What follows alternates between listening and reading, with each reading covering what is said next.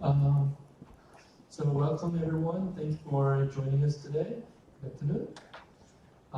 So before we begin our special lecture series, so let me quickly introduce about the series and myself. My name is Ko. I'm an assistant professor at ESSD department. And I'm also leading the Korean Studies Center at the School of Sciences and Humanities. So a group of scholars and professors at Nanjang University, mostly from South Korea, we started this research group of the Korean Studies Center in 2019. And since then, we have organized several events like this one and some casual talks as well. So if you're interested in, please contact us anytime with the email koreanstudies@nu.edu.kz. We will keep you updated about our upcoming events. We have another series of seminars next week and the following months as well. So today we have a guest from South Korea who will give a talk about the South Korea's environmental policies. Well, this series is organized by again the Korean Studies Center, but also supported by the Korean Foundation. And thanks to the foundation's grant, so I can organize several scholars from Korea. So let me quickly introduce our guest speaker today, and then I will hand over my microphone to the speaker. So Dr. Moon, who will give a talk about the environmental policy in South Korea, is a professor emeritus at Chung-Ang University in Seoul, South Korea, in which he has been teaching for 20 years, more than 20 years. And then he specializes in environmental policy as well, as you can see here. And then he also served not just in academia, but also in actual policy making processes. So we can have a lot of insight from him. And I hope that they will give a lot of lessons and implications for Kazakhstan and also your own research and studies. So as you can see on the screen, so he has several positions. Let me just quickly introduce some of his main positions he held before and now. So to just name a few of them, he was the director of Urban and Real Estate Research Institute and the dean of the Korean School of Entrepreneurship and Business at Chung-Ang University, and executive board member of Korean Academy of Environmental Science, and co-chair of Gyeonggi Province Sustainable Development Council, chairperson of Self-Evaluation Committee under the Ministry of Environment in South Korea, and president of South Korean Regional Development Association. And he's also currently co-chairperson of the Korean Sustainable Development Solution Network and NGO, executive board member of Korean NGO Promotion and the co-CEO of Environment Justice in South Korea. So, without further ado, I will just give my microphone to our guest speaker, Dr. Tae-hoon Moon. So please welcome him.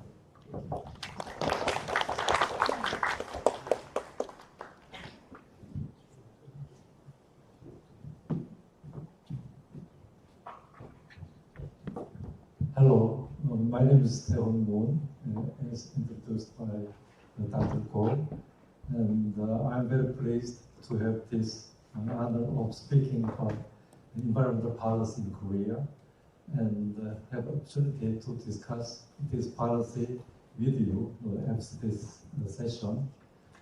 And I'm very honored to be here and also to discuss this environmental policy with students and professors here from prestigious University of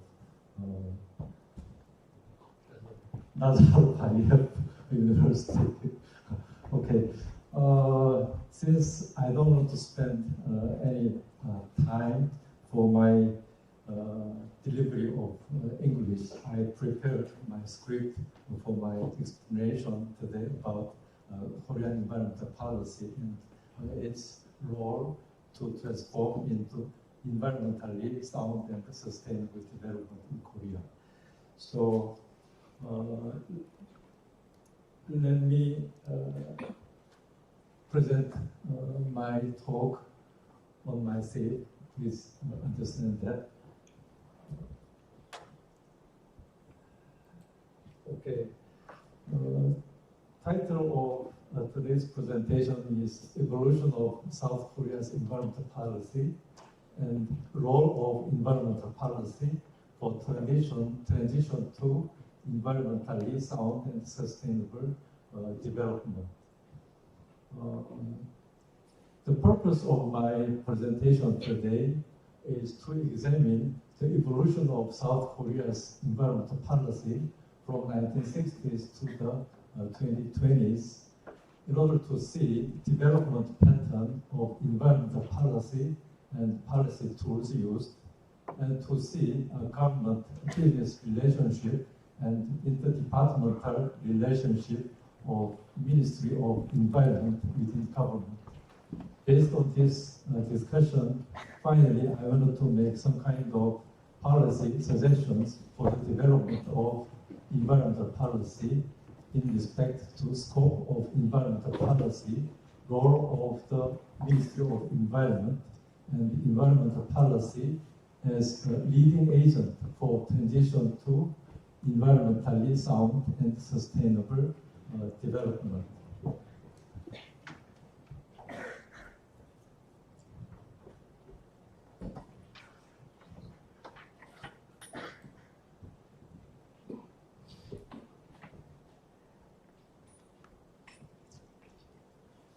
To manage time efficiently, I will summarize the changes in Korean environmental policy very briefly.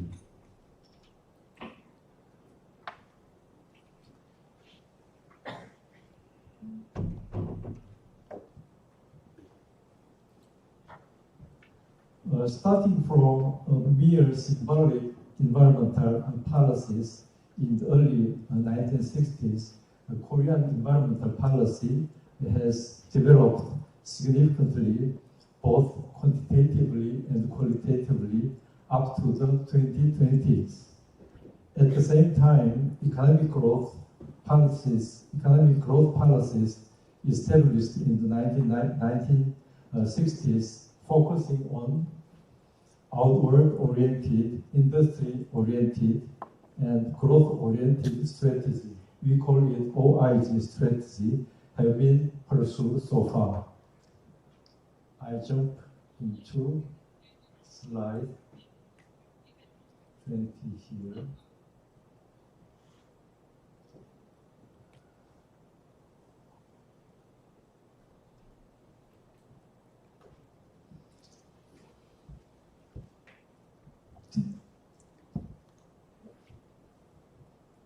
This figure shows evolution of Korean environmental policy for last 60 years, actually.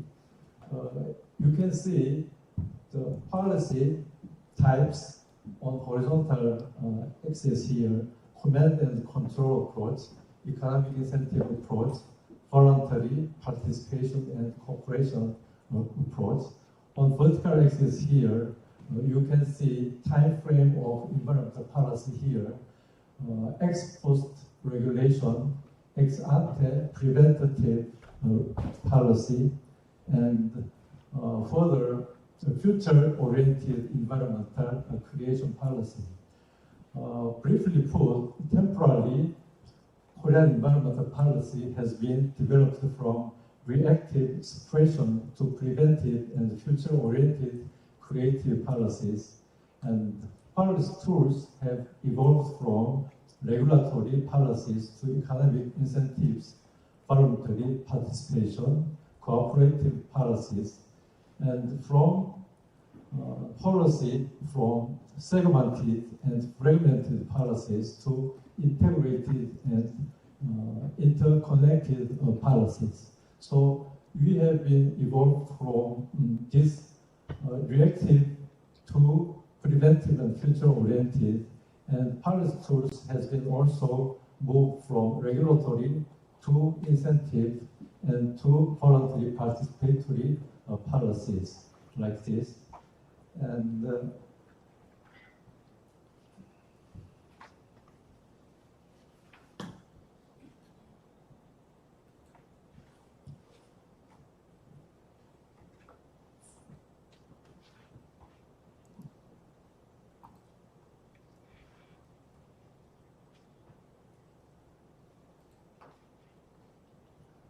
From now on, I would like to focus to explain the current economic environment and the social state in Korea and discuss how Korea's environmental policy can be changed and what role it can play to mitigate the various problems Korea faces now.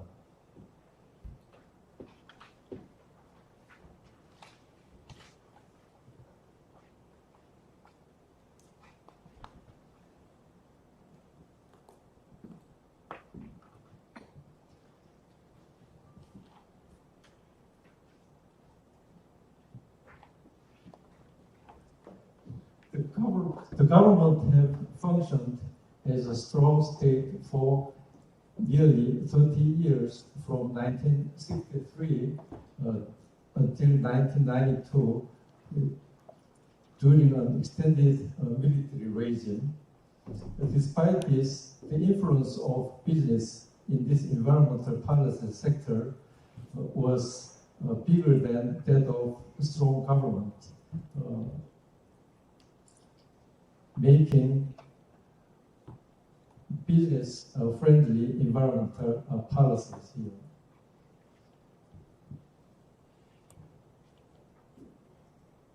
This slide shows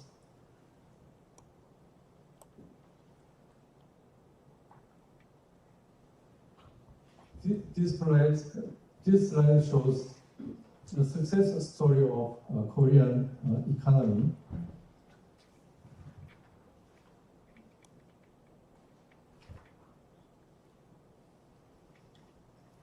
You can see on this slide that Korean economy has been developed from 1962 to 2022 in terms of its GNI per capita.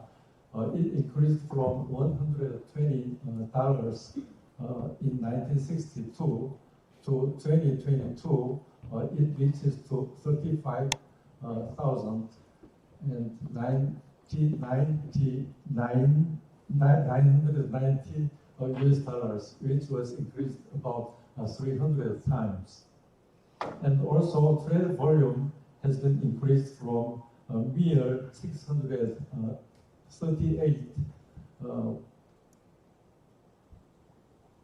524 million dollars to $1.2 trillion, which shows about 20,000 times increase in this period. So amazing economic success has been produced during this time.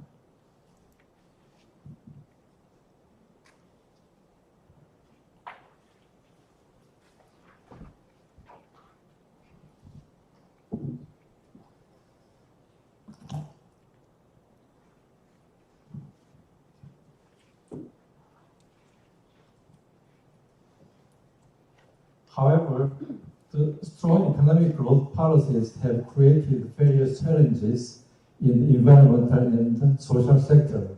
In summary, Korea can be characterized as having a strong economy, a weak environment, and fatigued society. Although environmental policies have seen significant growth in terms of budget and personnel, they have consistently been treated as secondary to economic growth policies. The government has functioned as a strong state for nearly 30 years, from 1963 until 1992. But as I said, despite this influence of business in the environmental policy sector was bigger than that of strong government.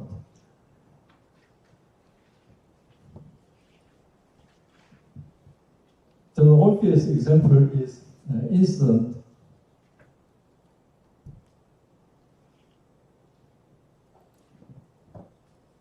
An obvious example of this weak environmental policy is the incident in which the area of Gariwang Mountain in Gangwon-do, South Korea, which has been preserved for over 500 years since Joseon Dynasty and designated as a genetic resource protection area with strict development restrictions, was irreparably damaged to host Pyeongchang 2018 Winter Olympics.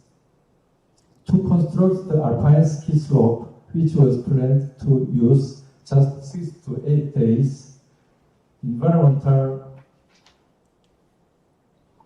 impact assessment was seriously undermined, and the regulation on genetic resource protection forests were lifted, resulting in the cutting down of 130,000 trees, including millennial Korean youth. You can see several pictures here, how big was those cutting down trees were, and they are cutting down more than this 130,000 trees just in 2 days, and this is the slope they were constructing here. In contrast to remarkable achievement in economy, Korean society is becoming increasingly fatigued. Due to the dual structure of labor market,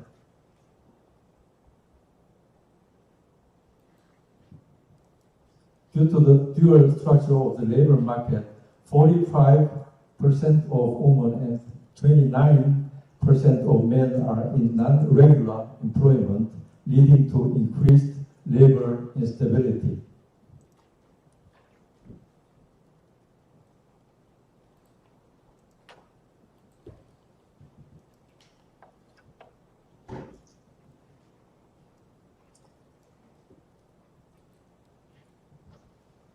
Figure and table shows here deepening polarization of asset and income distribution.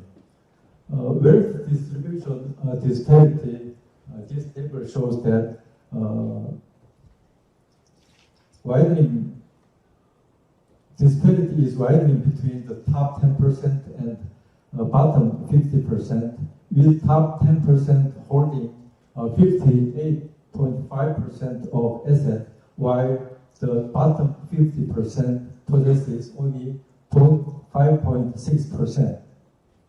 Greenhouse gas emission per capita are relatively high, with 14.7 CO2 equivalent ton per capita, and emissions are polarized, with the top 1% emitting 180 CO2 ton per capita compared to 6.6 CO2 ton per capita for the bottom 50% here.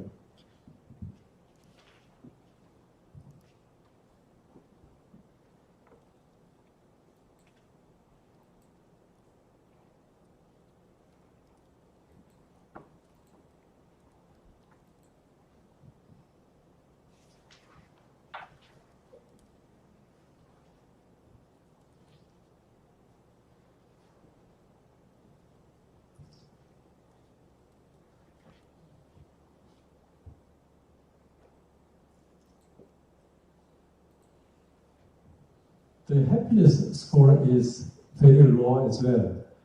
According to the statistics surveyed by OECD, life happiness of South Korea's rank was placed between 52 to 59.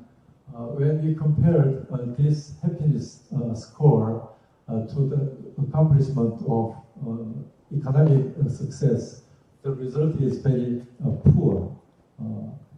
In this case,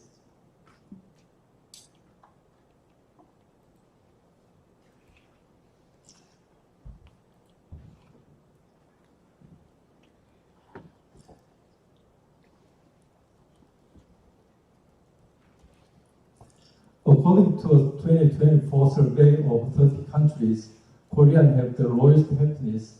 The happiness index has rapidly declined, especially in recent years, making Korea the lowest ranked country among those surveyed.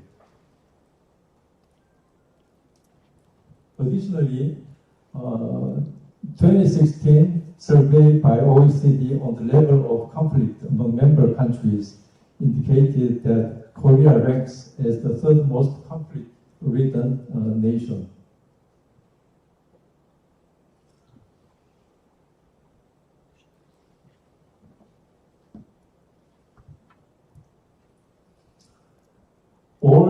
All the economic, environmental, and social issues described above seem to be closely related to Korea's extremely low birth rate problem. If the current rapid decline in the total fertility rate continues, Korea's population is projected to decrease by 30%, dropping from 51.7 million to approximately 36 million by 2072. The extinction of biospecies is caused by overexploitation and habitat destruction. The rapid decline in the total fertility rate and the phenomena of young people avoiding marriage also can be interpreted as resulting from overexploitation, long working hours, and inadequate wages. Difficulties in preparing housing, which is habitat for young people here. It can be speculated at this point in time that the remarkable successful economic growth has growth to social and environmental issues, which in turn have contributed to the quick decrease in happiness level and the sharp drop in the total fertility rate here. This figure shows causal map illustrating the dilemma of neoliberal economic growth. It shows some kind of theory that might explain difficulties we are facing now. As you can see in this causal diagrams here, growth-forced market economy try to increase productivity to the most level, and increased productivity lower labor demand, which decreases number of jobs here, and this leads to workers' income level makes lower, and since workers have less income, their consumption levels will be decreased, and this decreased consumption level causes decrease in business revenues here. Decreased revenue related to decreased tax revenue of the government, and this leads to worsening national finance, and which leads to another problem of reduced public spending, which can cause less income of the society. Which takes another problem that less income causes further less consumption, which make another cut in business revenues here, making a kind of vicious circle here. Another problem is that since business revenue is going down, they try to overcome this kind of reduced business revenue by increasing productivity through technical innovation. But since goes to the capital rather than labor, so labor work incentives and labor's the salary can be further became further inadequate, and this can cause further polarization of income and asset between lower income people and higher income people here. So this kind of new liberal economics growth model may explain all the difficulties this Korean society is now facing, because it has succeeded economic growth so successfully. This successful economic growth many problems which we were able to explain with this kind of causal diagram here.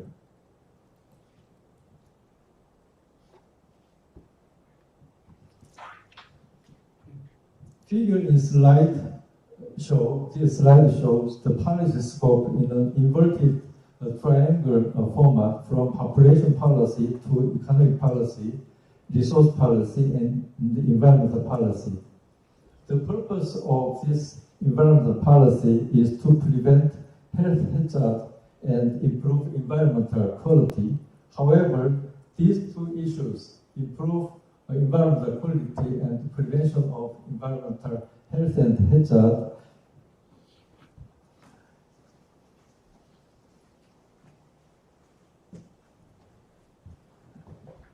the purpose of environmental policy is to prevent health hazard and improve environmental quality, but these two issues are made ineffective if higher level policies like resource and economic policies are not established and executed from environmentally friendly and ecological strategic perspective.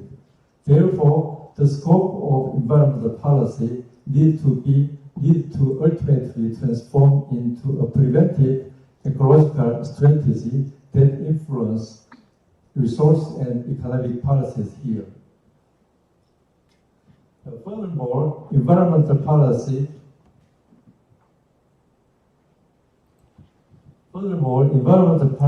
needs to be changed toward environmental carrying capacity approach.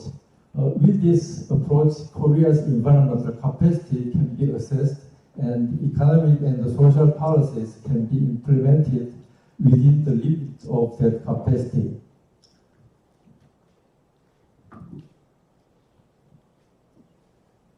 This figure shows Sweden's resilient centers periodic measures and report whether the global life systems limits are within safety range or exceed across different ecological boundaries. It is crucial to develop and pursue long-term strategy to build a socio-economic foundation within the limit without exceeding those thresholds, as suggested by donut economics here. An ecological environmental strategy based on environmental carrying capacity can serve as an important strategic shift to transition toward sustainable development as presented by the UN as global development model. Environmental policy can play a critical leading role in transforming the nation's development toward sustainable development.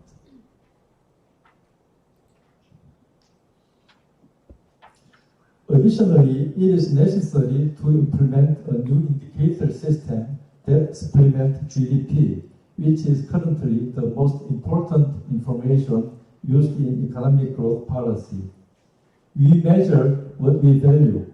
GDP, which only evaluates the value exchange in the market, it fails to account for income inequality, household labor, education, volunteering, and the value of leisure time. Additionally, increased cost from crime, pollution removal, transportation, and medical expenses are all included in GDP, thus inflating it. Consequently, rising GDP does not necessarily equate to improved sustainability or quality of life.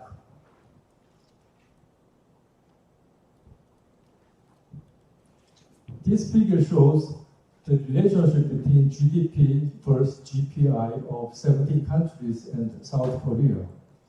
Figure A shows a change in per capita GPI over time for 17 countries, including Australia, the United States, the Netherlands, Japan, Sweden, Germany, Thailand, China, Chile, India, and Vietnam. While there are differences among the countries, a common trend is observed. the many of the GPI of these 17 countries increase until it reaches a certain point, and after which it begins to decline. Figure B clarifies this relationship further. It shows the average trend of GDP and GPI for 17 countries, indicating that as GDP increases, GPI also rises until GDP surpasses a certain level. But after that point, GPI starts to decline, even as GDP continues to increase. This suggests that beyond a certain threshold of GDP growth, the true progress actually decreases, such as quality of life or sustainable development is not increasing like GDP, but decreasing at a certain point of GDP. GPI is decreasing. Figure C presents the change in Korea's GDP and GPI from 1970 to 2014. While GDP rises steeply, GPI shows an increasing trend that gradually diverges from the growth of GDP. This illustrates the point that the increase in GDP cannot simply be equated with an increase in true progress and sustainability here. So, to summarize, the scope of environmental policy should at least first expand to encompass resource management, and second, induce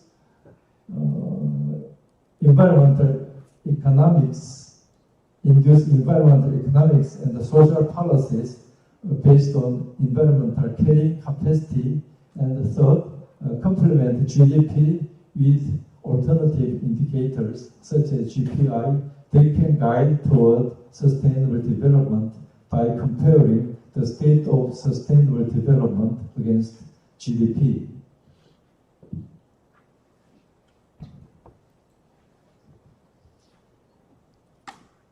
This figure shows three different perspectives on growth: unlimited exponential growth, and overshoot and collapse, and third, environmentally sound and sustainable development, also dynamic equilibrium state, and steady state economic condition.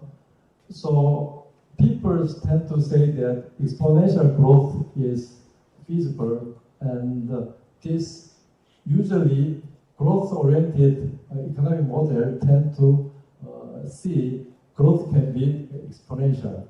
If there are short of natural resources, market mechanism can fix this because higher price of resources can induce a lot of researchers or investors to improve another types of resources that can substitute those limited resources. Or if the scarce resources price goes high, then demand will be decreased. So these people tend to think that all this market mechanism can cure this kind of problem. So as man's creativity is not limited, likewise the market mechanism can cure all those kind of resource shortage problem.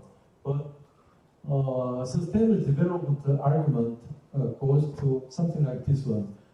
There are nothing that can grow infinitely. So to some point, if it exists too much, it is something like overshooting, and after overshooting, the system must be collapsed to desired level, so it can cause a kind of very disaster-like situation to people. So it should be prevented.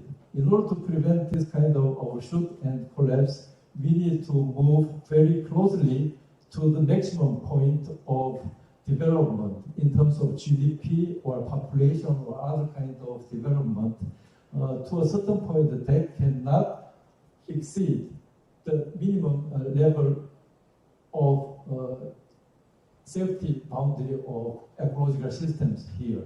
So these three types of perspective on development, growth development can lead to a kind of very serious argument starting from this sustainable ESSD and dynamic equilibrium state in the steady state economy need to be pursued instead of exponential growth economic growth model here. So this figure shows this different kind of perspective of growth through the measures we have summarized just before, three measures using resource management, expanding scope of environmental policy to include resource management and induce environmental carrying capacity approach, and using complement GDP indicators. Through this kind of means, it is possible to propose pathways toward transitioning to dynamic equilibrium state advocated by growth limit theory, ESSD, and the steady state economy promoted by ecological economics.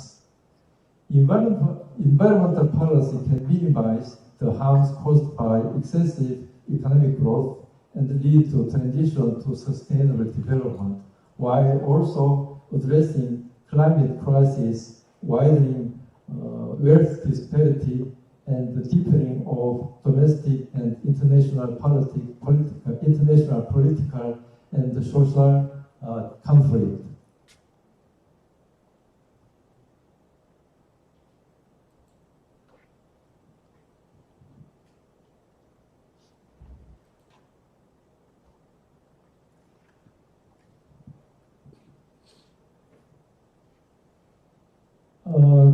This slide shows the Ministry of Ecological Transition and Territorial Cohesion in France. The structure and policy direction of Ministry of Environment can draw significant reference from France Ministry of Ecological Transition here. To look more closely, the main areas of attribution from this Ministry of Ecological Transition, it has very wide range of policy scopes here. Like our country, the main area of attribution is that it deals with sustainable development issues, and it treats territorial inequalities, and also it deals with climate and energy efficiency. It deals with the protection of nature and biodiversity, and also its scope extends to transport and its infrastructure, including housing, urban planning, and development, and fight against urban sprawl. And it also deals with sustainable management of scarce resources here. So when we are transitioning from existing environmental policy to a sustainable development as its final goal, when this Ministry of Ecological Transition and Territorial Cohesion in France can be a very important reference point to consider whether what kind of element we can take from this advanced and widely scoped environmental policy here. It deals with not only environmental policy, but also sustainable policy, and also deals with national territory development policy, including transportation as well as housing. So all this construction, transportation, and land using policy, and sustainable development, and of course, including environmental policy, the scope of this environmental policy of France department shows very wide range of engagement. So this is kind of what I said before, environment policy scope need to be expanded to include all these kind of different functions which can be closely related to environmental area. But it's very important point that we can follow to achieve the sustainable development and also state of steady state economics and also dynamic equilibrium state, which is all meaning slightly different, but their heading or their final goal would be almost the same here. They even involved in international negotiation to represent Prime Minister's office. And also they are actively participate in the development research and teaching program whenever it is related to international negotiation. Finally, I'm going to point out some kind of several points here. Evolution of Korean environmental policy has been developed fairly well from both qualitatively and quantitatively. But that is not enough, and as we said before, from the case, Gariwang Mountains case, environmental policy is still lags far behind that of economic policy.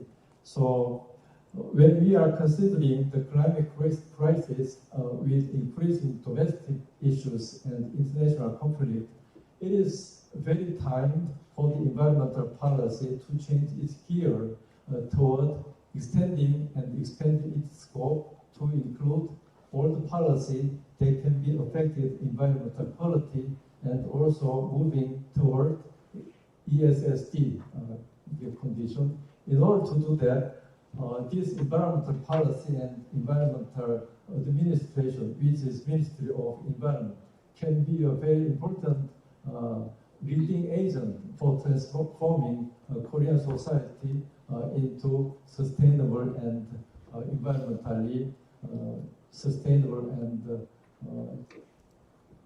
environmentally sound and sustainable development here.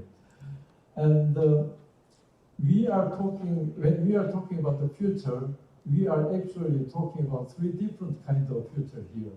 The one is the projected future, which is a future that is extrapolated on the basis of current trend, which is usually a kind of the statistical extrapolation based on BAU situation.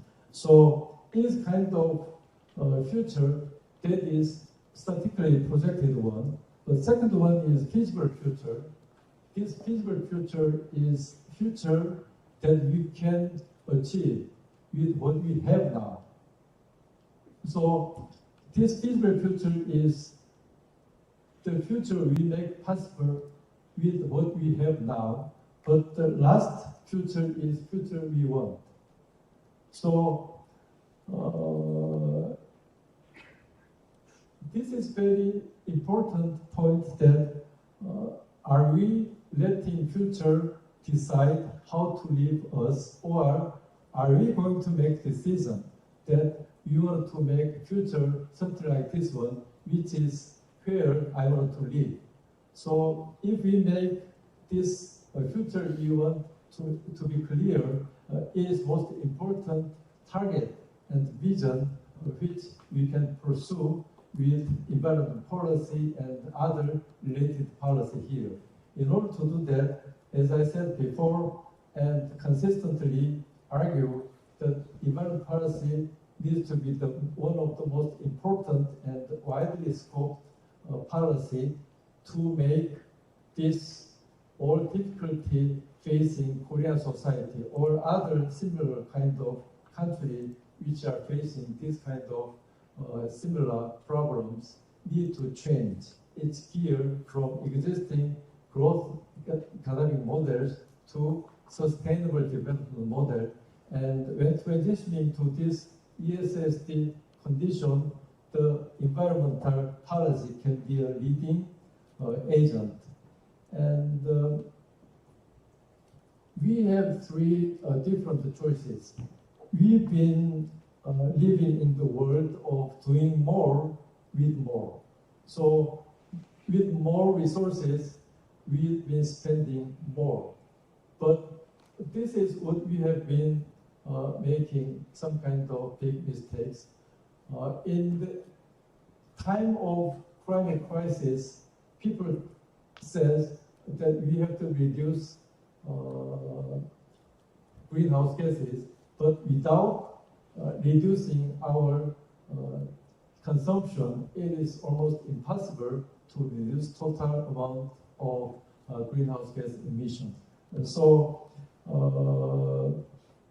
if you want to make sure that the future is what kind of future, and that future must be a future what we want. So, in transitioning from existing development or growth model to a sustainable development model, environmental policy and the Minister of Environment can act as a leading agent for transforming this country or country faced with this kind of problems need to change this kind of the policy transition, and the environmental administration and environmental policy can be a leading role in that area. When doing this, it is very important to take a close look of other countries' environmental administration policy structure and take the benefit out of those existing strengths from it. That's all what I want to say. And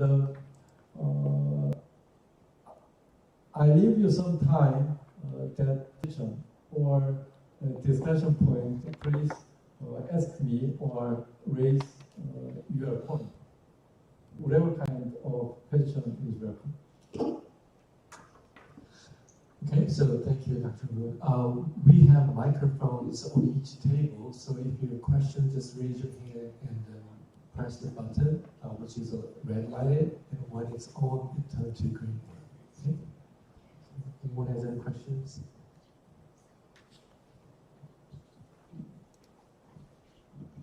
No question. How many of you think environmental policy is most important policy? Quite a lot. If I no, that's okay. Economy-oriented society, and this is kind of utmost importance that first economic growth can make people happy, and this economic growth can solve all the problems we are facing now. But we can think in opposite direction. We face many problems not because we have not developed or we have not achieved economic growth, but this economic growth could be or reason or sources of different kind of problems we are facing these days. I mean, economic growth is not a bad thing, but we need to pursue those economic growth to a certain point that can satisfy us to live with dignity, to live well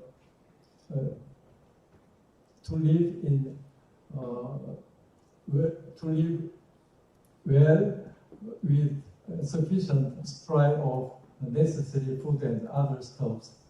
But we have certain limit. We have to refrain from spending too much, and this kind of transition of thinking is one of the most important things. And then, if ever, or most of people think in that way, the policy can be changed. This is not a change that can be succeed by one leader or environmental movement. So everybody's thinking needs to be changed in that way, I think. Okay. Okay. There's a question. Sorry. So as I understand it, you mean that the ecological environmental policy should override economical policies. In that case, would it mean that this policy, I guess, measures would be more fit towards developed or more or less developed countries?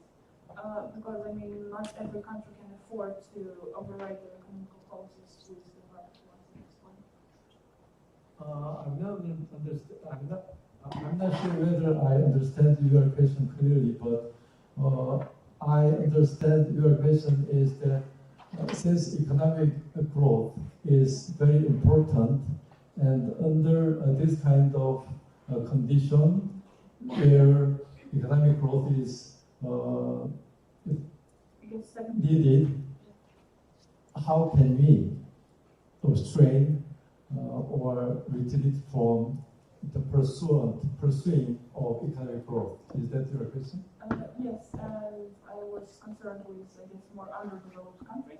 Yes. So how would these measures fit for those countries who can't really afford? Okay. Yeah.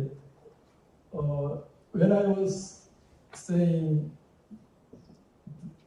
the environmental carrying capacity, that environmental carrying capacity has some kind of limit that can carry the maximum number of people or maximum quantity of economic growth, but that maximum number of consumption or maximum number of using natural resources should have some kind of limit that does not exceed boundary of, as I said before, boundary of environmental carrying capacity of this earth. For example, this climate crisis is induced from too many greenhouse gas was emitted to the air and make higher concentration of greenhouse gas among the atmosphere. So, in order not to exceed certain limit, we have to use environmental carrying capacity approach that this is maximum amount that can be allowed to use or to consume, but not over than that. But at least to live in dignified human life, we need some kind of the basic resources and consumption should be satisfied. So when we are talking about donut economy is economy something like donut, and minimum human requirement should be greater than that, but it should not exceed the final limit of environmental carrying capacity. This is what we've been. So in this case here, this looks like a donut, and social foundation means for the people's welfare and well-being of people's life. All the consumption and economic development should be higher than this one, above this. But since this is boundary of ecological limit, we should not exceed this line. But it is very difficult to define what's the limit, what's the ceiling, and what's the bottom line. But bottom line is easy to find because there is some kind of minimal limit that people should be supplied with food and other necessities. But for the dignified human life, we need to spend more than that for well-being of peoples in society. But those consumptions should not be higher than this limit. But this limit is very difficult to define, even if scientific research is progressed very rapidly. It's not sure whether this limit is right or not. But scholars recommend that even if you do not know exact limit of boundary, you just start at some kind of point to pursue ESSD policy, and then adjust that a little bit higher or lower to find the final proper point. Until then, we can make some kind of trial and error, but finally we can reach the point where environmental quality does not worsen and people's living standard can be fully met by the adequate level of consumption. So if this kind of trial and through this kind of trial and error, we can start this kind of the policy. So would it be fair? I'm not saying we don't have to stop the economic growth. Okay. So would it be fair to say that more economically developed countries should be more responsible for Right. environmental? Exactly. Yeah. Okay, thank you.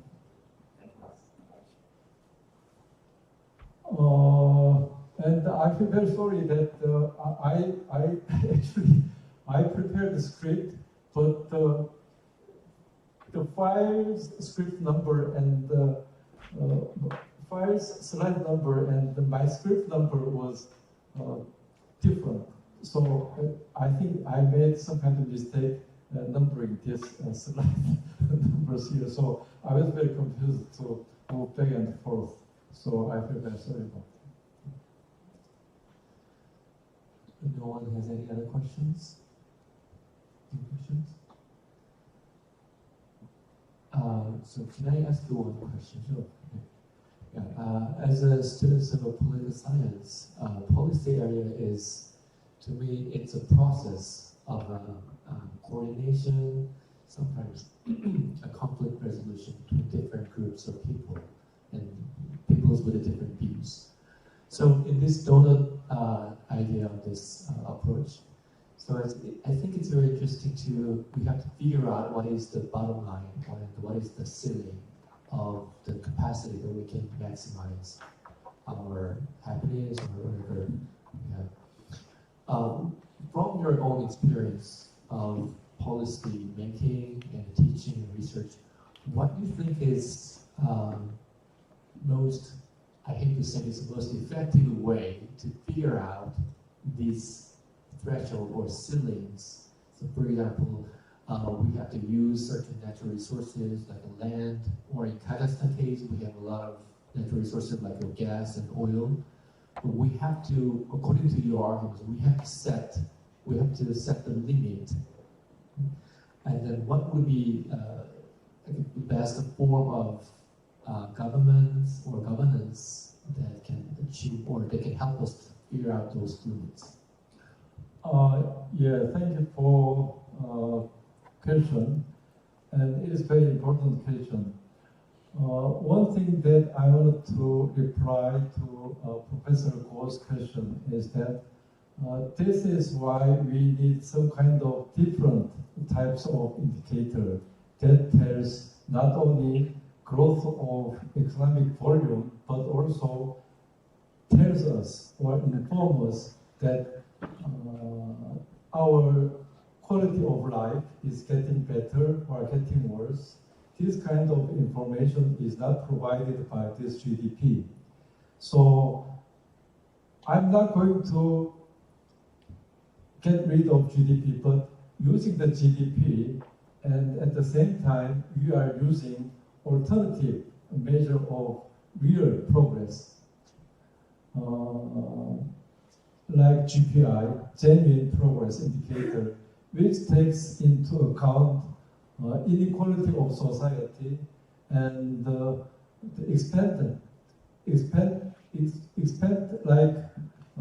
expenses like transportation traffic jam or environmental pollution clearing cost or other kind of consumption that does not help actually improve the quality of life of people. This kind of information is all added together when we are calculating GDP. So actually GDP is inflating its numbers. Since cost and benefit are all together added up, and even if we pay a lot of money, we use a lot of money in the marketplace to prevent some kind of bad effect on the society. All that cost, I mean, when the environmental pollution gets very serious, people get sick, and we need to pay some kind of expensive hospital charges, then it also increases our GDP.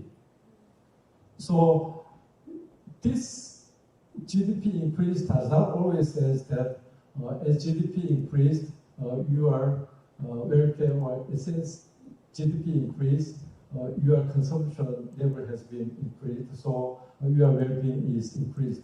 This is not the right way of saying that. So when we are using this kind of alternative indicators, which inform us how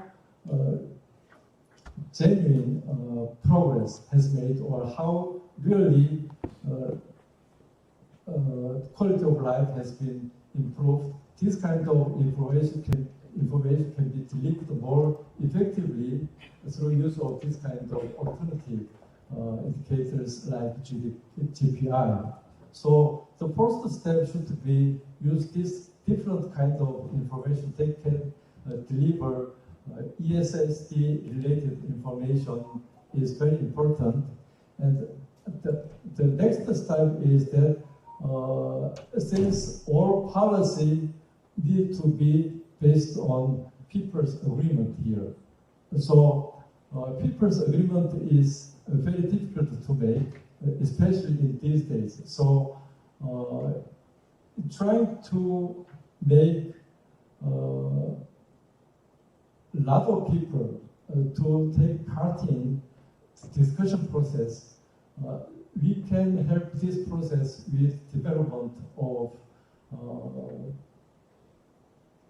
information technologies here. So if we use this the technology to the most cases to take best benefit out of that, all this try and effort can be a part of good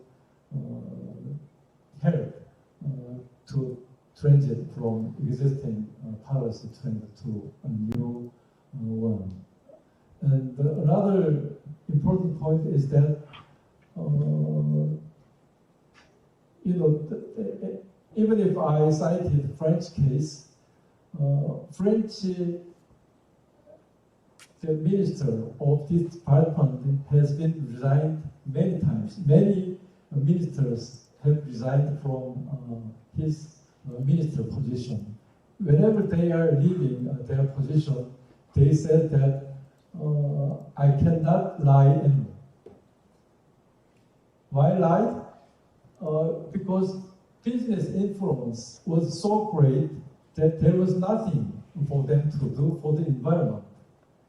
So one of the most famous environmental activist, Willow, when he was appointed to the Minister of French Ecological Transition Department, he was saying that I do my best to improve environmental policy and the environmental impact on our society. But when he was talking in radio discussion time, talking time, he suddenly announced that he will resign from the Minister of Ecological Transition Ministry. And his resignation reason was that he was not able to stop the business demand for the government too weak or to build a certain kind of environmentally very unhelpful kind of policy. So he thought he could not lie anymore. So he resigned. So when we are considering, when we see this kind of instance, he was not only minister who decide from the minister position. Several of minister of ecological transition has been resigned for the same reason. But interesting thing is that the Ministry of Ecological Transition has the third powerful organization in entire French the government. So he was next to Prime Minister position. Even if that kind of position holding the minister was not able to stop ministers' the business influence to the government, to its environmental regulation of kind of things. And so either one strong president or one strong leader can make all this arrangement in favor of ecological transition, or I think this is almost impossible in this democratic society. Instead, when you meet people, whenever you meet people, talking to with your friend or your the families, importance of changing the environmental policy and importance of changing our consumption behavior, importance of talking these kind of things to other people who has not shows much interest in this area, and reducing our consumption ourselves, reducing everything from water, the food, and all other kind of things. Reducing the consumption is the best way one people, individual can do for the help of transitioning the period, I think. There's not one answer for your question, I think. Okay, so I think we explained more than we expected. Thank you for your insightful lecture, Dr. Moon. And then thank you everyone for joining today. So let me just close today's seminar.